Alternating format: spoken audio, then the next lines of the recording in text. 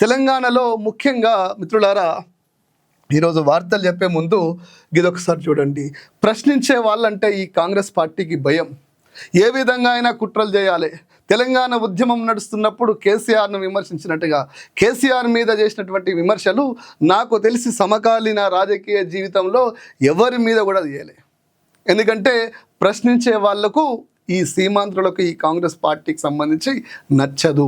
ఎందుకు సీమాంధ్రులను ఇప్పుడు నేను అంటున్నా అంటే, ఈరోజు కూడా తెలంగాణలో సీమాంధ్ర ఆధిపత్యం ఎట్లుందో చెప్పే ప్రయత్నం చేస్తా. మిత్రులారా, ఇది ఒక్కసారి చూడండి. పింక్ పేడ్ జర్నలిస్టుల పేర్లు చెప్పి నా పేరు రాసిర్రు మిత్రులారా. నా పేరు రాసిర్రు, మన ఛానల్ రాసిర్రు మిత్రులారా. నేను మళ్ళీ చెప్తున్నా, పింక్ అంటే గులాబీ కదా. గీ గులాబీ జెండా అంటేనే సీమాంధ్రులకు భయం కదా. గీ గులాబీ జెండా అంటేనే ఢిల్లీ మెడలోంచి తెలంగాణ తెచ్చింది కదా.